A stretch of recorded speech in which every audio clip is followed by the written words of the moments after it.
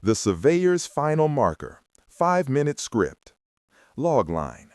In 1867 Louisiana, a Union cartographer is sent to map a ruined plantation, only to find the trauma of the past has physically warped the land, defying the very laws of geometry. Scene 1. XT, Blackwood Tract, Swamp, Day, 1867. The air is thick, humid. A stagnant, perpetual twilight under massive cypress trees draped in Spanish moss. The ground is a treacherous mix of mud and stagnant water. Elias Thorne, 30s, a meticulous man in a sweat-stained Union surveyor's uniform, stares intensely through a Troughton and Sims transit. His guide, Silas, 50s, former quartermaster, waits patiently, swatting mosquitoes. Elias finishes his reading, his brow furrowed. He moves the transit, then remeasures the same line from a different angle, using a Gunter's chain. Elias: the measurements will not close. Happens in the Delta, Sergeant. Ground shifts. Elias taps his notebook. This isn't structural instability, Silas. This is mathematical defiance. I'm off by a precise 0.78 feet, every time. The geometry here is perverse. Elias looks toward the ruins ahead. The plantation silhouette is fractured against the sky. The Blight Plantation. Land doesn't want to be counted. Scene 2. XT, Blight Plantation ruins, day. The main manor house is a blackened husk. They approach the sugar boiling house, a brick industrial complex, sinister and intact. Elias sets up his tools near the massive soot-stained chimney. The air smells acrid, like burnt molasses and metal. Elias: 3 teams vanished here. The reports mentioned fever. The fever is in the history, Sergeant. Listen. Silas points toward the boiling house. A faint, rhythmic thud, thud, thud can be heard, like a colossal roller grinding cane. It stops abruptly, replaced by the high metallic hiss of steam and boiling liquid. Confused?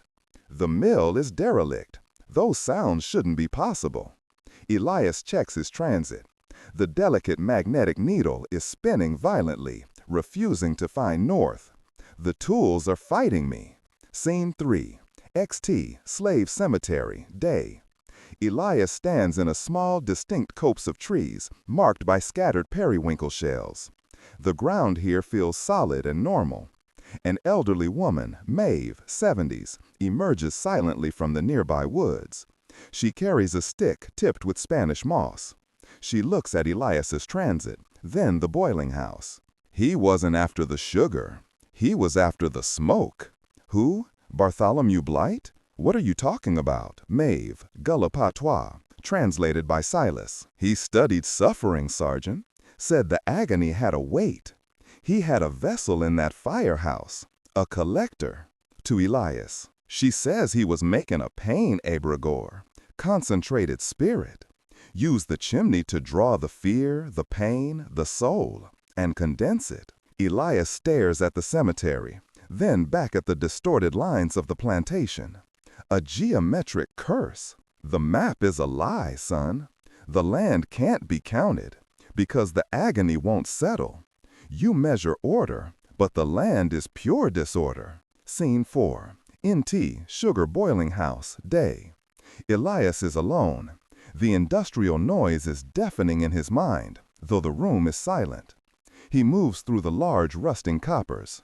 He finds it, a small sealed copper vat, far too robust for sugar, installed directly beneath the main chimney chute. Strange occult symbols are crudely etched into the metal. Elias uses a crowbar. Krang! The seal breaks. He looks inside.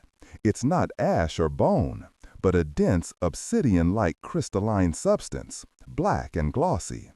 He hesitates, then touches the crystal with the tip of his finger. Flash cuts. A close-up of a cane roller crushing a hand. The inside of a blinding hot furnace. A wide-eyed child being pulled away from its mother. The images flood Elias's mind, a terrifying, informational download of decades of sustained agony.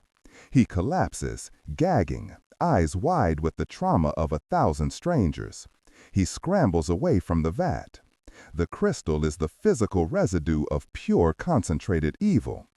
It is the reason the land resists his instruments. Scene 5. XT, Blight Plantation ruins, dusk. Elias drags the copper vat into the main courtyard. He is moving with frantic, desperate energy. He piles up rotten logs, his surveying chain, his field moot books, and the half-drawn vellum map. He strikes a match. The fire grows quickly. When the flames touch the vat, the crystal inside melts, giving off an impossibly thick, sickeningly sweet vapor. The air snaps. For a horrific second, the ruins are reconstructed by light. Shadows of people, the gleam of a whip, the full plume of the chimney. Then the vision is gone. The copper vat collapses into ash. Elias watches the remnants of his tools, the instruments of reason and order, burn into nothingness. He turns and walks away, leaving the entire site a smoking, blank void. Scene 6. NT, Washington, D.C. office, day, later. Elias is older, refined, but with haunted eyes. He sits at his desk. He places a small dark speck, a piece of the crystal, into a silver locket. He looks at a master map of the South. The Blackwood Tract is a conspicuous, unsettling, blank space. The label reads, Thanks for watching.